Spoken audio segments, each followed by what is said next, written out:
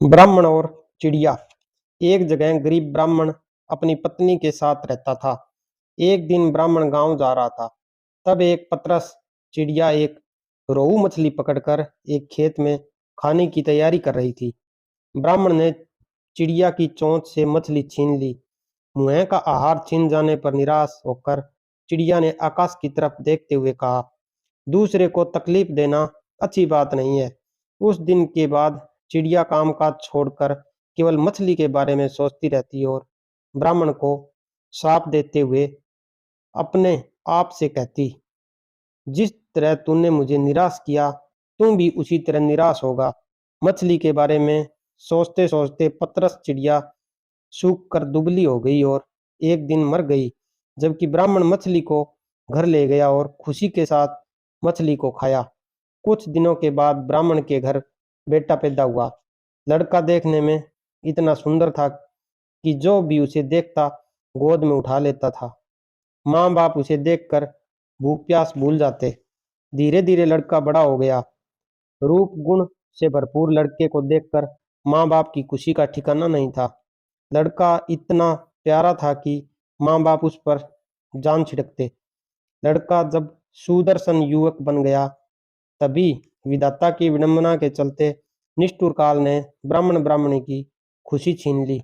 जिस दिन लड़का मरा, उसके बाद से माँ बाप के आंसू रुकने का नाम नहीं ले रहे थे। दोनों ने खाना पीना छोड़ दिया और दिन रात दोनों छाती पीटते हुए अधमरे हो गए। पत्थर दिल यम ने हमें जीते जी जला दिया। अगर सुबह शाम उसे कूटा जाए तो उसे कैसा लगेगा। यह कहकर ब्राह्मण रोज उखल में मुसल पटकते हुए कहने लगा कि यम का कलेजा कूट रहा है। ब्राह्मण को इस तरह रोते झींकते मुसल पटकते देख एक रात यम ने सपने में ब्राह्मण से कहा, तुम जो मुसल पटकते हुए लगातार बेटे के लिए रो रहे हो, उस बेटे को देख पाओगे। सिर्फ तुम्हें मेरी बात माननी होगी। कल तुम भीतर से दरवाजा बंद कर अपने पूजा घर में सोना और सुबह तक किसी को भी यहाँ पर आने को मना कर देना। अगले दिन ब्राह्मण ने सपने के बारे में विस्तार से ब्राह्मणी को बताया और उसी के अनुसार पूजा घर के भीतर जाकर सो गया। जब ब्राह्मण को गहरी नींद आई, तब एक यमदूत ब्राह्मण का शरीर वहीं छोड़कर उसकी आत्मा को यमपुरी लेकर चला गया। यमपुरी में ब्राह्मण ने न जाने कितने सारे नजारे देखे। कहीं पापी को यमदूत कूट कूट कर चटनी बना रहे थे, तो कहीं भयंकर पापी को जीभ में कांटा घुसेड़कर उन्हें घसीटकर नरक कुंड में डाल रहे थे। झुंड बनाकर यमदूत घूम रहे थे, शोरगुल मचा रहे थे। इस जगह अजीब अजीब मंजर देखकर ब्राह्मण के होशो हवास उड़ गए और हवा में पीपल के पत्ते की तरह डर के मारे वह कांपने लगा। यमदूत उसे यमराज के पास ले गया। डर के मारे थर थर कांप रहे ब्राह्मण को देखकर यमराज ने उससे कहा, पुजारी डरो मत, तुम जरा उन नौजवानों की तरफ देखो, क्या उनमें तुम्हारा बेटा भी है? ब्राह्मण ने उधर देखा तो अपने बेटे को मौजूद पाया। बेटे को देखकर ब्राह्मण ने खुश होकर यमराज से कहा, जी महाराज, वह है मेरा बेटा। ब्राह्मण का जवाब सुनकर यमराज ने कहा, उसे यहाँ बुलाओ, अगर न आए तो वहां जाकर बुला लाओ। ब्राह्मण ने बेटे को पुकारा, मगर वह नहीं आया। तब उसके पास जाकर बोला, मेरे बच्चे, मैं आया हूं न, तू मेरे साथ चल। ब्राह्मण ने 3-4 बार इस तरह कहा, मगर बेटे ने उसकी तरफ देखा नहीं।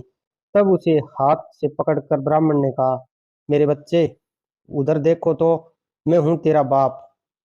यह सुनकर बेटे ने बाप की तरफ देखकर झुंझलाकर कहा, तू मुझे बेटा क्यों कह रहा है?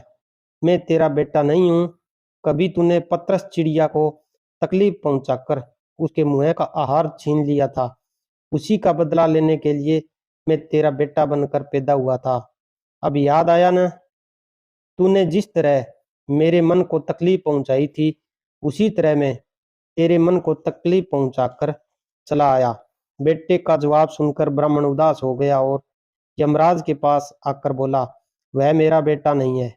ब्राह्मण की बात सुनकर यमराज ने उससे कहा, तुम लोग बेवजह मुझे कोस रहे थे, अब पता चल गया न? किसका कसूर था। इतना कहकर यमराज ने दूत को इशारा किया और दूत ब्राह्मण की आत्मा लेकर फौरन उसके पूजा घर में पहुंच गया। ब्राह्मण ने शरीर में उसकी आत्मा डालकर यमदूत चला गया। जागते ही ब्राह्मण ने ब्राह्मणी से सपने का सारा हाल बता दिया और उसके बाद ब्राह्मण ब्राह्मणी ने दिवंगत बेटे की याद में आंसू बहाना बंद कर दिया। मैं आशा करता हूँ मेरी वीडियो आपको पसंद आई होगी। प्लीज़ मेरे चैनल को सब्सक्राइब करना ना भूलें। धन्यवाद।